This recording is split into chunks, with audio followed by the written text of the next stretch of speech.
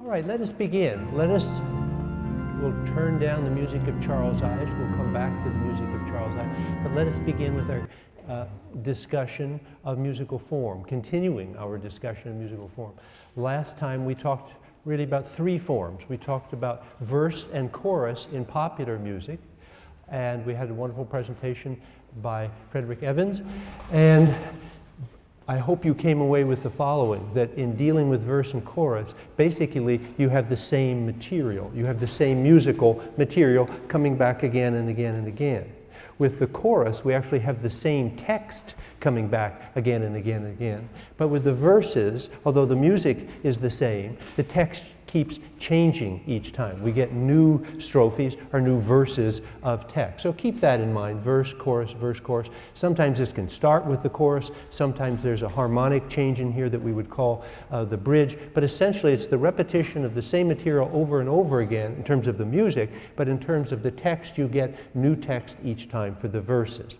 We also talked about the simplest of all of these musical forms, ternary form, right? And that was simply this idea of statement, contrast, statement, A, B, A. Very straightforward, not too much we need do with that. Today we're going to go on and talk about theme and variations. And with regard to all three of these, I should say that all three of these forms are very old. I could go back into the Middle Ages and get a responsory of the Middle Ages that is in A-B-A form. I could go back into the Middle Ages and bring up an early 15th century English carol that's in verse and chorus form. I could go back into the Middle Ages and find you instrumental pieces that are in theme and variation form. So these three are very old. Now the fourth one that we talked about, Sonata-Allegro form, is adventitious, is something constructed in the 18th century, adventitious to the 18th century. So it's something put together in some measure by Joseph Haydn and then passed on to his good friend Wolfgang Amadeus Mozart. So Sonata-Allegro form, this big complex musical form, is a little bit different than the other. It's a lot younger, it's a lot newer, beginning with the period of classical music, Mozart, Haydn, and Beethoven. All right, with that by way of a introduction, let's go back to Sonata-Allegro form. We said that was the largest, the most complex of these musical forms. Why are we dealing with this? Well, a week from Saturday, we will go to this concert, and we will sit there and we will listen to pieces on this concert. The opening piece will be in Sonata-Allegro form. It will be by Mozart. Then we will have a piece by Johannes Brahms in theme and variation form. Then we will have a symphony by Beethoven in 5 movements. It's an exception, and we'll explain why when we get to it. In 5 movements. But within those movements, we have a couple of instances of Sonata-Allegro form, a couple of instances of theme and variation form, and 1 instance of ternary form. So all of these forms will be necessary. We will have to understand how these forms work in order for us to really engage that particular concert. For example, you'll be asked to write a review of that concert. And I was thinking this morning, well, a kind of mediocre review would say, well, in the middle of the first movement of the Beethoven piece, and once again, we wouldn't call it a song, in the middle of the Beethoven, first movement of the Beethoven symphony, things seem to be disorganized. What I'd like to hear there is, well, in the development section of the first movement of the Beethoven symphony, it seemed disorganized because the counterpoint was not clear, because the imitative entries of the parts was not clearly articulated. Now that would be a much more specific sort of response to the music, a much more educated, if you will, response to the music. So that's where we're going with all this, to kind of sort of get you to think about precisely where you are and precisely what should be happening, and then is it really happening the way it should be. Now, as said, Sonata-Allegro form is the most difficult of these, and it takes a little extra time to get familiar with it. We're going to be reviewing this in section starting this evening. And don't forget, we have this model of what Sonata-Allegro form is. Didn't want to put that up on the board again, did that last time. But you've got it on page 193 of your textbook, if you want that complex diagram, 193 of your textbook. So get familiar with that. And do, once again, bring your books to section this time, because we'll need them in section this time. So we've got this complex form, and I've figured out over the years the way to sort of wrap your arms around this or get into this, understand this. And it involves the fact that music in the classical period is what we would call rhetorical music. It's doing something at every moment.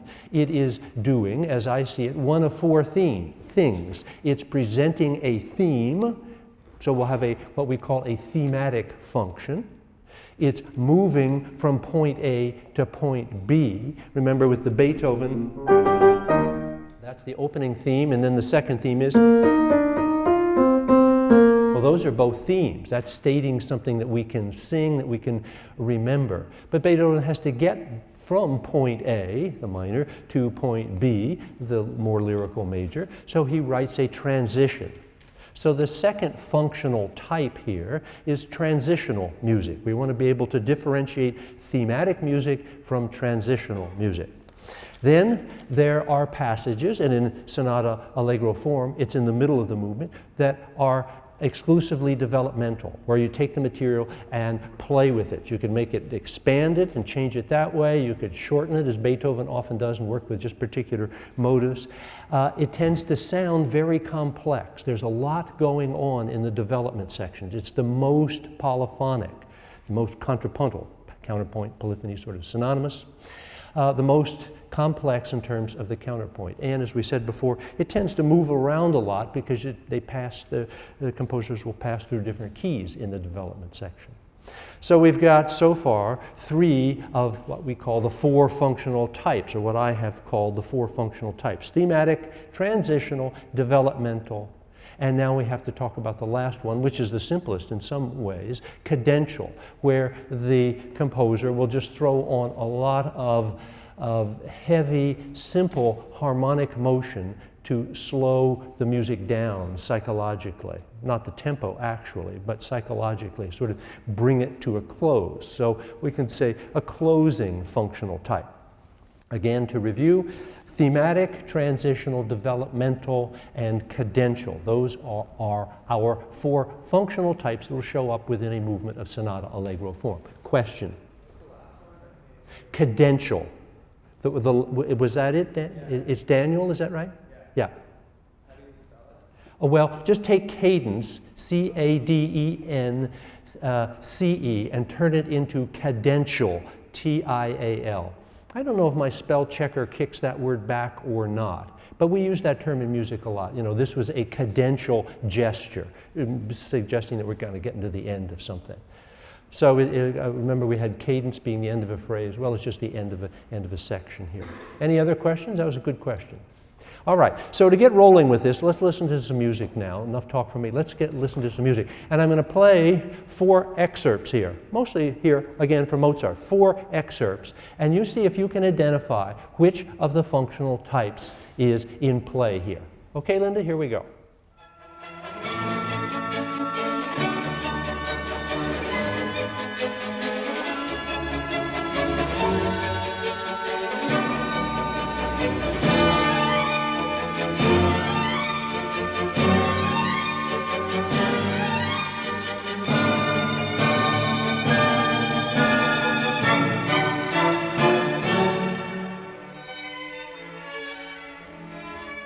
Okay, we're going to stop there. Let's review just for a moment. How do you tell these functional types? Well, what are you looking for here, listening for? With thematic, you want to be able to kind of sing it, or you recognize it as something that you could walk out of here humming. So something that you can sort of take with you. Transitional, this idea of a little bit unsettled and lots of motion. Cadential as I say, that's probably the easiest because bum, bum, bum, bum, bum, bum, bum, bum, bum, bum, bum, bum, something like that, bringing it to an end. And developmental is going to be rather complex, lots of counterpoint going on. So let's go back to the beginning. I'm messing up Linda here again, but let's go back to 07 there, and we'll start all over with this, with that in mind.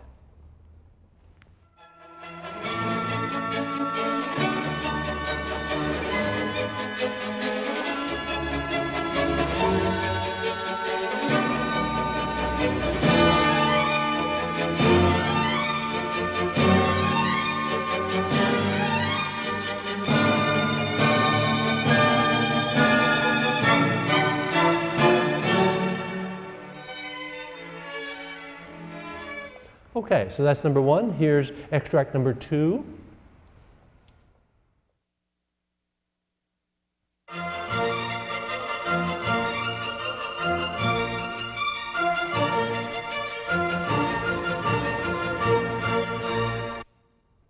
And excerpt number three.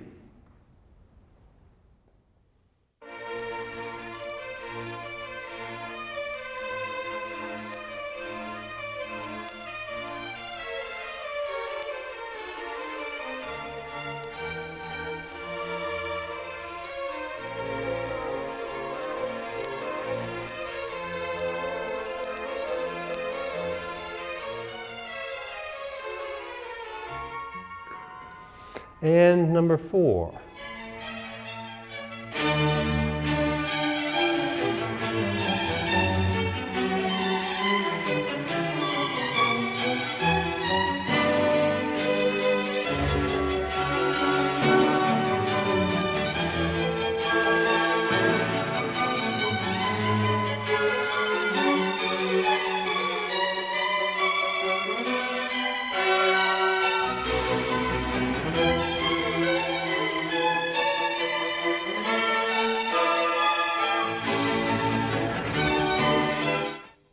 All right, let's go back now. Let's hear one more time, and then we're going to ask for a volunteer to take a stab at which of the four functional types you think this is. Okay, well, number one.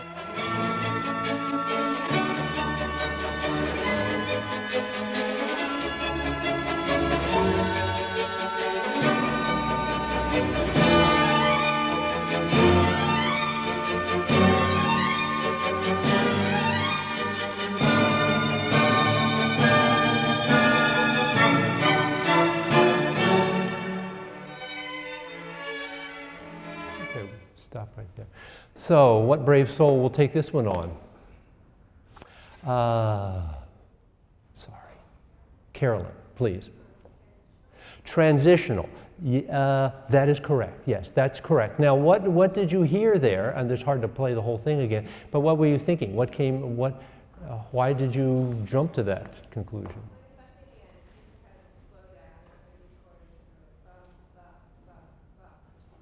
Okay, at the end of it, it did kind of slow down. You had a sense of arrival there. There was lots of motion, there was lots of movement, and at the end, a sense of arrival. All right, we've arrived at a new and probably a theme is going to come in at that point. So that is, in fact, a transition. Let's listen to, once again, to excerpt number 2 here, if we could, Linda. Sorry.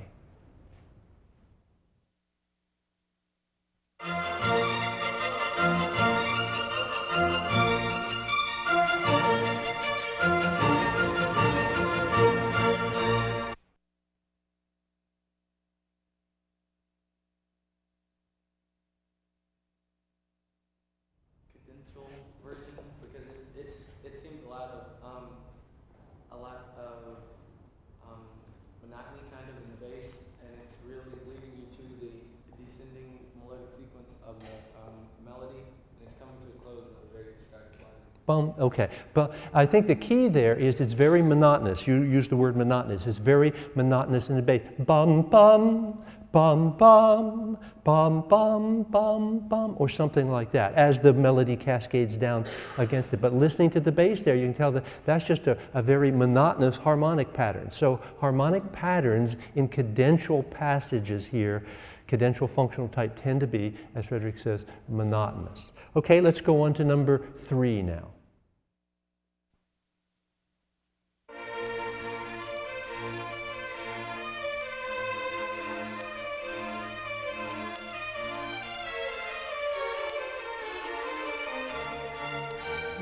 stop it right there and cue that one again. So what do you think about that? Name, please?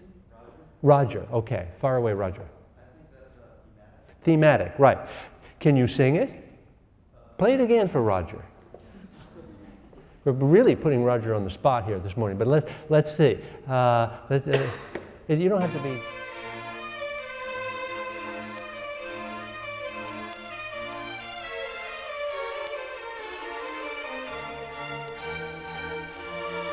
And I'll play at the piano. Okay. So that's it? Okay, I just played it, so all right. So that is a melody. Let's cue that again, and just while we're at this, notice what Mozart does with this melody after giving it to us. Sort of does something very interesting, I think. So let's have the beginning of that same number 3 again, please. So here's our lovely melody. Major or minor? Major, sweet. Sounds delightful. Now watch what he does here. Just drops the 3rd. Ooh. Just a little twist to minor there. Same melody, but just lowering that 3rd degree of the scale. Okay, so that's a good example of thematic functional type. Here is extract number 4. What about this one?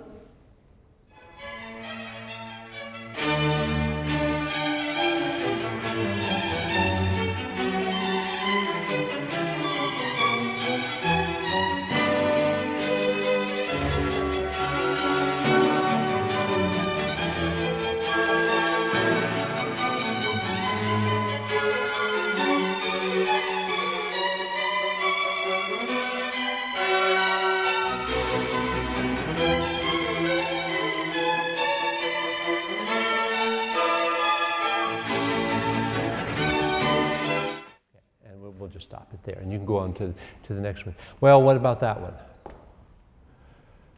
Yeah, go for the obvious answer here. It's going to be, name please? Lena. I beg your pardon? Developmental. And why? What did you? Yeah, because it's the only one left, et cetera, et cetera. But could you tell us something that you heard there that sort of backs that up or confirms that it is developmental? Yeah, many threads weaving in and out. Then somebody else is going, all sort of simultaneously. Many different ideas happening simultaneously. Typical of the complexity of the development section. We've got some more on the tape here. We're not going to go through them quite so slowly. Let's play one more. Could be any one of the 4. Here's another one. Number 5. I think it's still on track 3, about 0:37.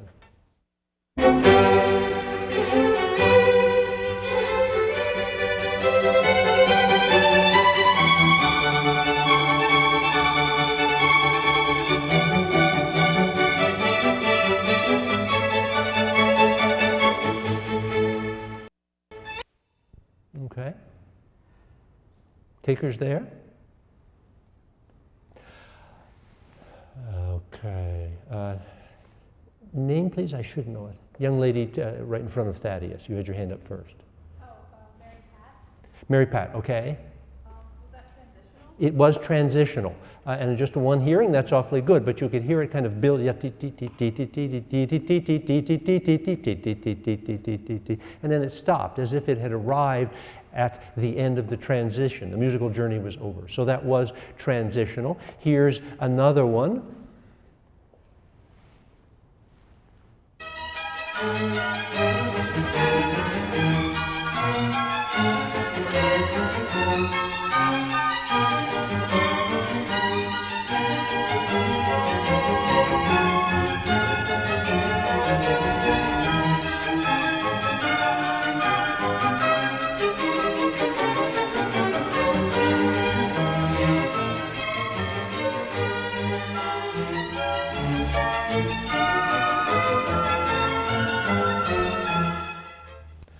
Takers there?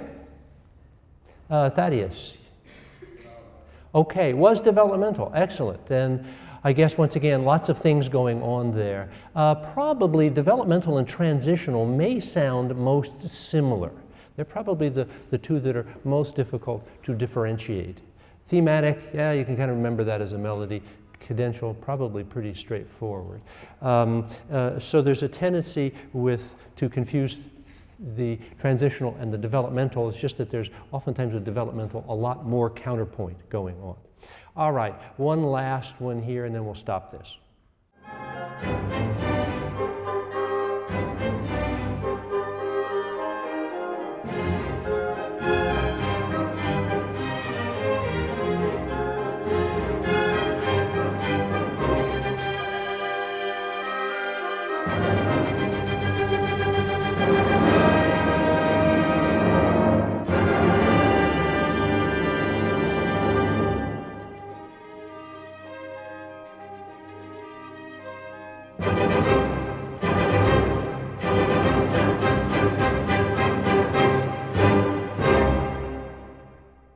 So he's driving that sucker into the ground with a sort of a sledgehammer of a cadential ending there, okay? So that should help you when we get to sections this week. We're going to be playing pieces and sort of having you track along where we are in Sonata-Allegro form. Let's turn our attention now, unless there are questions. Any questions about that? If not, let's turn our attention now to theme and variation. We're moving on to theme and variation form, which we will also need for our concert a week from Saturday. Here what we have is not this sort of complex, organic mixture of many different themes, first theme, second theme, concluding theme, and things like that. We have one theme, usually just one theme. And we will get that theme. And then we will get that theme again with something changed. Then we will get that material again with something changed, and again with something changed. So think of this as a kind of series of boxcars on a railroad train or something like that. Units more or less the same size, but each of those boxcars is going to look a little bit different as it goes by because it might have a little different logo on it, a little bit of different ornamental material on it. All right, so we're going to let's see, for time, maybe we'll not do the ives. We were going to, well, maybe we will have a little bit of ives. Theme and variations, again, it goes all the way back to the Middle Ages. And they tend to be written on rather simple themes, particularly patriotic themes. Maybe, I was thinking about this the other day, maybe because patriotic themes are pretty simple. So the simpler the theme, the more likely that theme is to become the basis of a set of theme and variations. Maybe it gives the composer more freedom to pursue. Now, I think I brought in some variations of Beethoven on God Save the King. Yeah, here we go. So here's Beethoven writing God Save the King, and here it starts out. All right, so very simple tune. And then he writes a set of variations. Here's variation 1.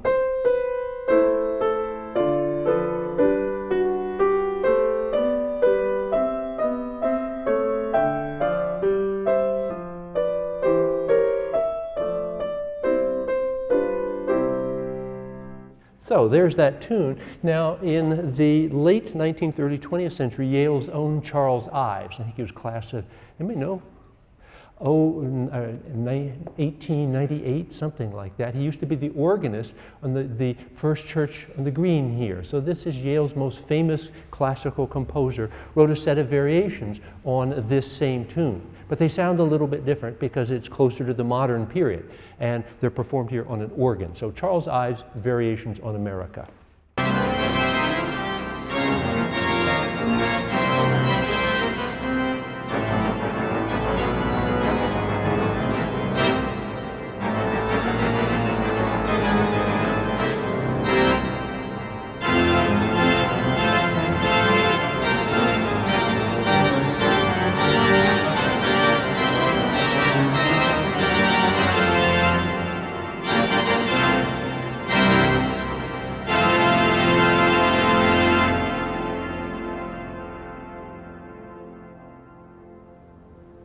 Talk about a long reverberation time, how long it took that organ sound to clear that church.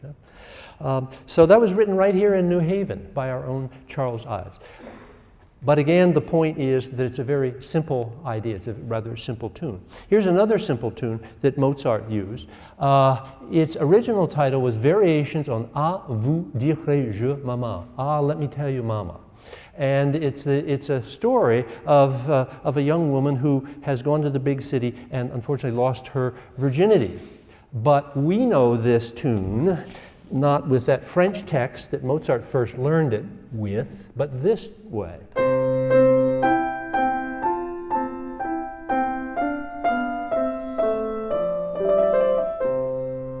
Okay, so that's the tune, but it originally was a kind of French popular song going back into at least the 18th century.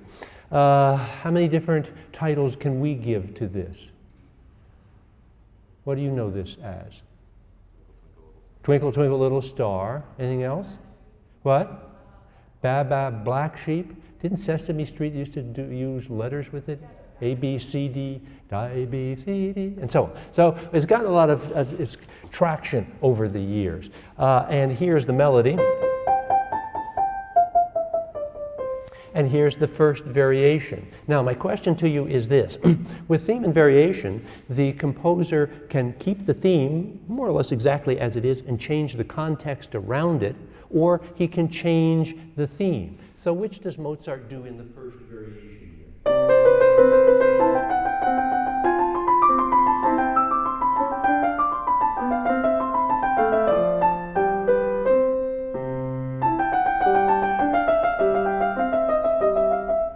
About that? Is he changing the theme, or is he keeping the theme exactly the same and changing stuff around it? What do you think? Well, what he's doing is changing the theme. The theme would go, but right at the beginning, instead of I get, so there's only really one note that relates to the theme there. And then, well, now I get. So he's sort of changing the theme by making the notes go quicker and ornamenting around those notes. So that's variation 1. Now what about variation 2? Does he change the theme, or does he just change all the stuff around the theme?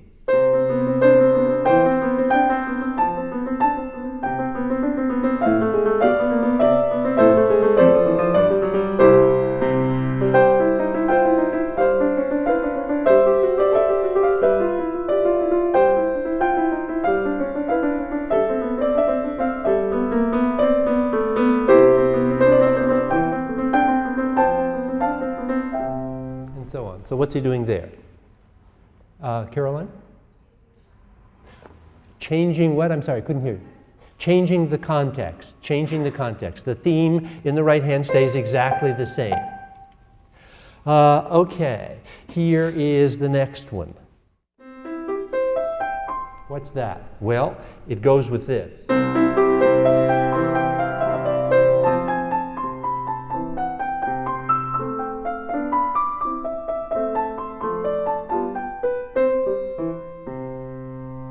So has he changed the theme? Yeah, he's changed the theme rather considerably there. Indeed, we wouldn't know that that had anything to do with Twinkle, Twinkle, Little Star unless we had given to us previously, as we have, the melody. So we are hearing in our inner ear, ya, da, da, da, da, da, da, da, da, da, da, da. So we know that's the basis of this. And if he wants to deviate from that, we can still say, oh yeah, that's related to that. It's getting rather far away from the original because we've sort of locked in the original in our mind, in our ear at that point. Here is, let's skip that one. We don't need it here. What happens here? Is the theme changed?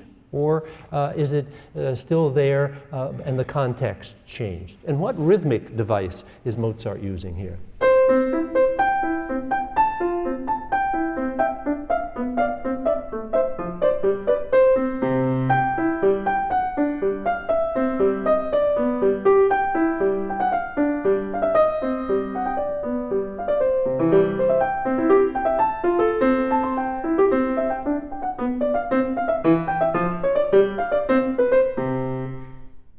So did he change the theme there?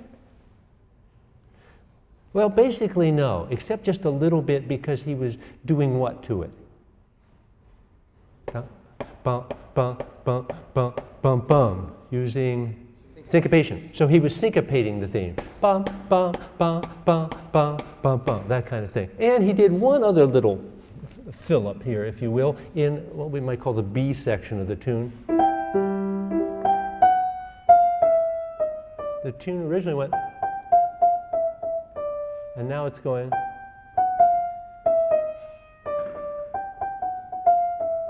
And then, so what's he done to the melody? Anybody hear that? Went, now it's going. Oscar? Yeah, he's filled in the notes of a diatonic major scale with the other notes, the black keyed notes here, making it a chromatic scale. So he's enriched it a little bit by means of chromaticism. All right, let's go on to another variation by Mozart here. What's the texture of this variation?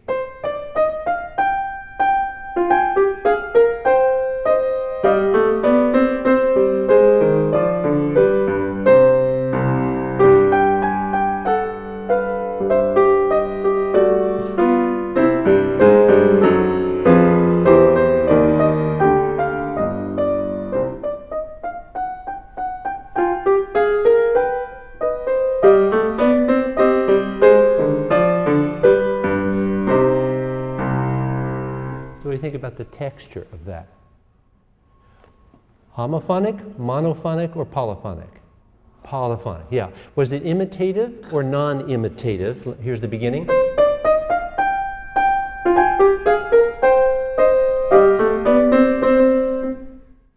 Imitative, right. So this is actually a kind of throwback to the sound of Bach, and this is what we will be engaging when we come to the fugue. It's like Mozart trying to write in a fugal way here with lots of imitation. And what happened to the mode in this variation? Well, he's running it up as a scale, but what kind of scale? Minor scale.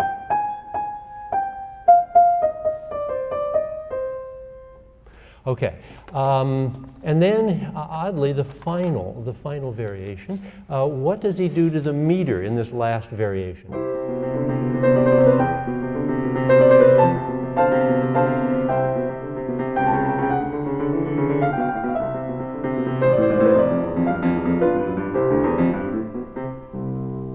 What happens there? We were going ding, bum, bum. So what's he done to the meter?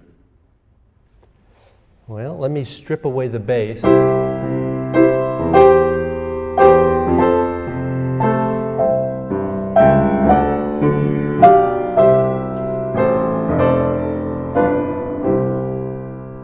He's changed it to triple by throwing in an extra bar of filler in between each of his basic duple beats.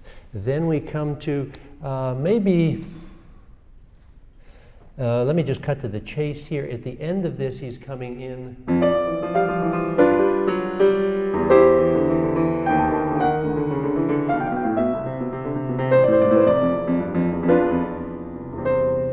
What's this all the way to the end now? What do we call this formally?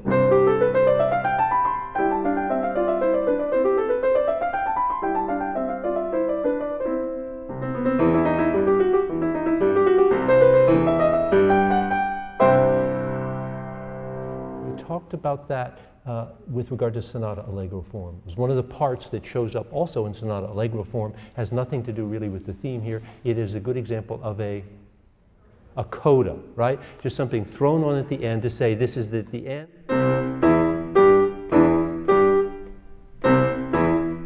And what's he doing here? What is this? How complex is this?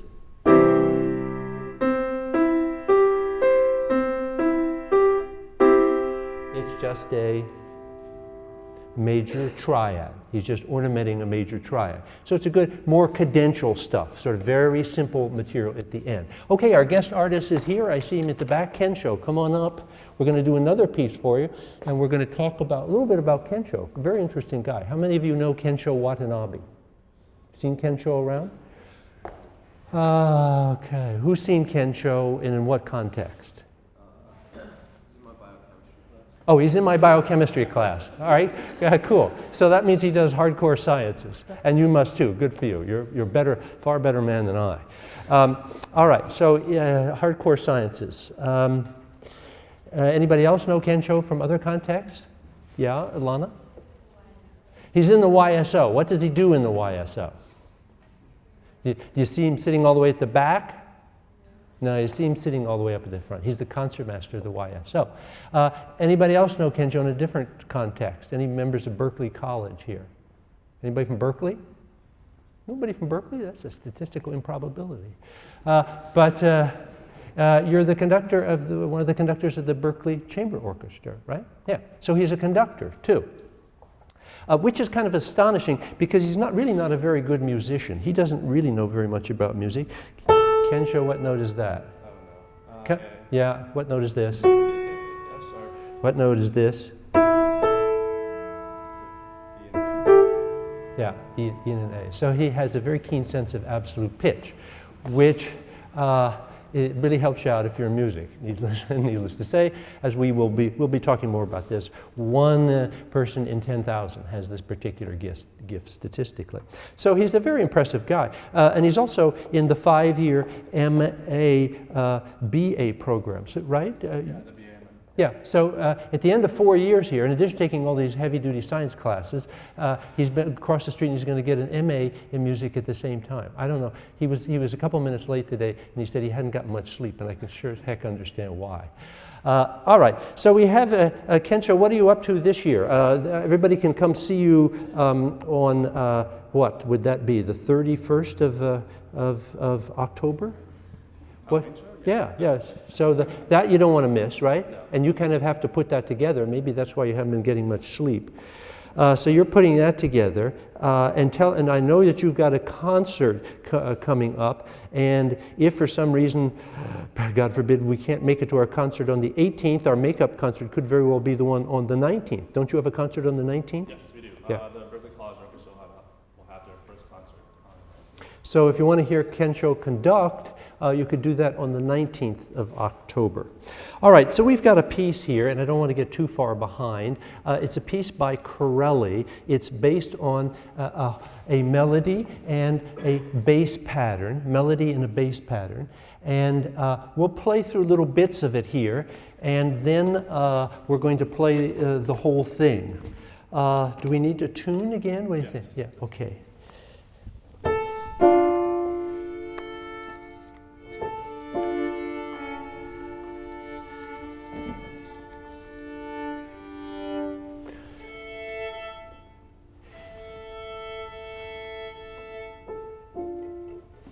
Okay, we've tuned the 4 strings of the violin, and we'll play just a little bit. We're going to take this section by section. Jacob here, he's going to point things out as we go along a little bit.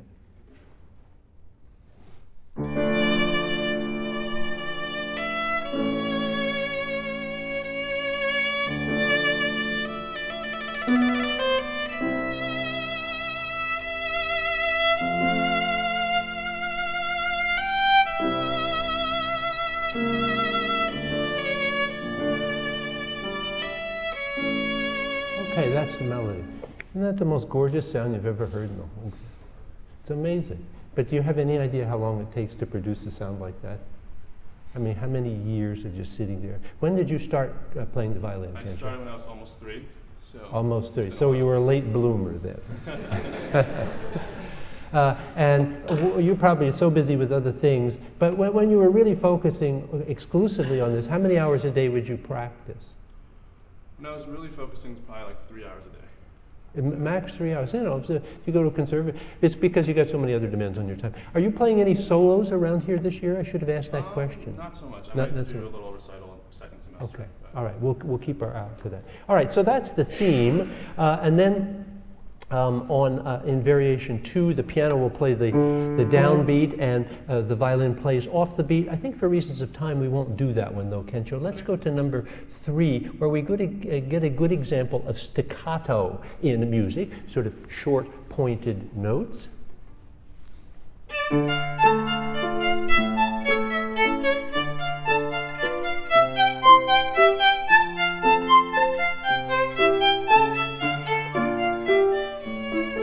Okay, so we'll stop there. So when you hear Kensho playing staccato, then you know that we are in variation 3. Variation 4, he's playing 16th notes, so it's going to go fairly fast here, I guess, or maybe not. But he's got a lot to do here in variation 4.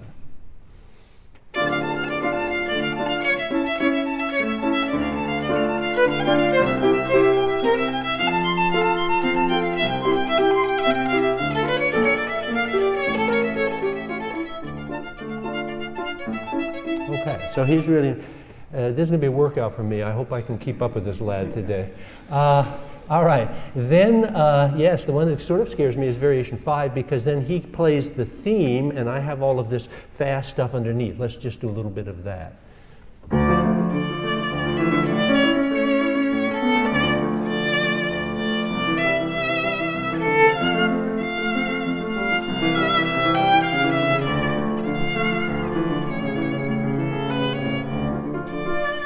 So that's how that a lovely, lovely theme there. Now, number 6 is sort of fun because the interest here is in the bass of the piano. It's a good example of something we'll be talking a lot about in our course, walking bass.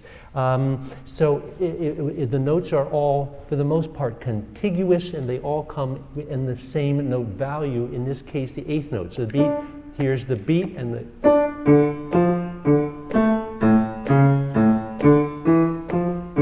he plays the melody against that. In number 7, we have the violin playing arpeggios. We've talked about that. So here's some arpeggios in the violin.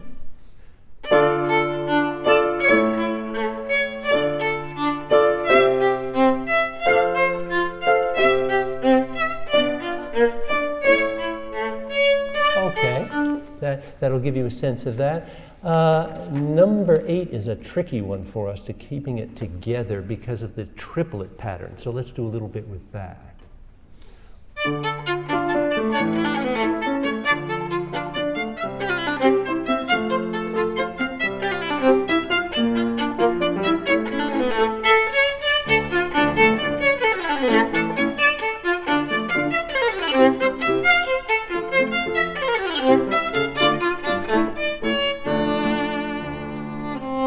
And then 9, we have sort of an interlude. It's like a transition. 10, we're not going to do anything with right now. The violin plays harmony while there's a kind of fast pattern underneath. 11, there's a lot of, 11 is sort of my favorite, but it's a tricky one because of the syncopation between the two instruments.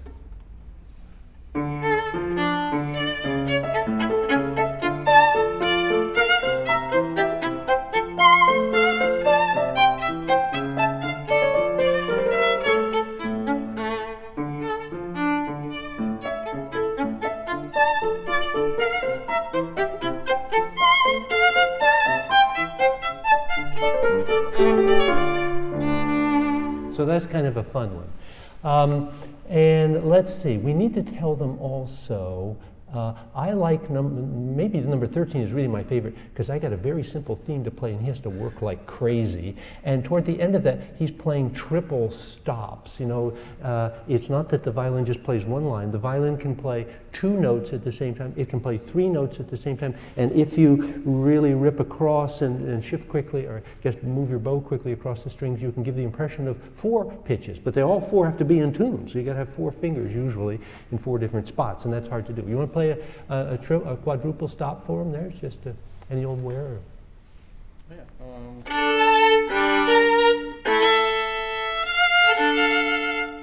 So when you hear those chords, the violin playing chord, that's easy. You know, on the piano or whatever it is, that's easy on the piano. That's hard on these stringed instruments because you've got to get 4 different fingers in 4 different spots there. Each of those notes have to be adjusted just fractionally, just right for it to stay in tune. When he does it, you think it's very simple, right? Easy to do. It takes years to be able to do that. Questions before we launch into this? Any questions? So we're going to do the whole thing for you. Now be patient. We're going to run over just a little bit today. But believe me, particularly the end, you'll like it. So Kensho Watanabe playing theme and variations on Corelli's tune and bass, La Folia.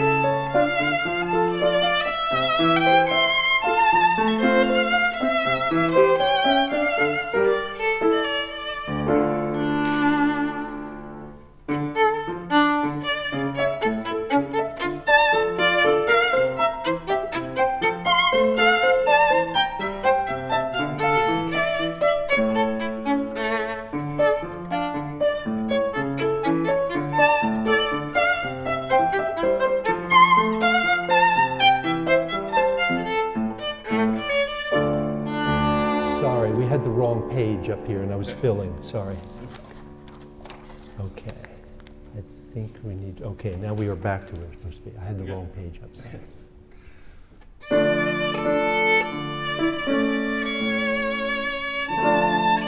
Sorry, we still don't have, I'm very sorry. We found it, okay.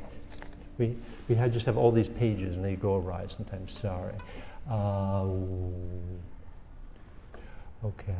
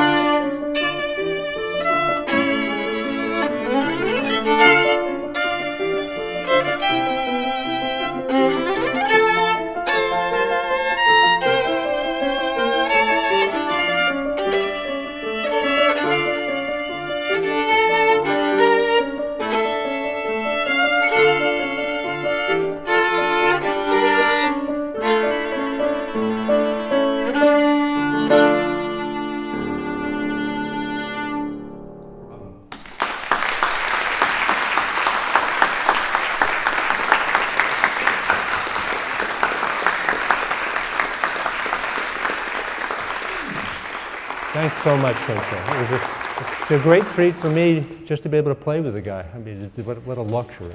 Thank you so much. Thank you so much. Beautiful, beautiful music.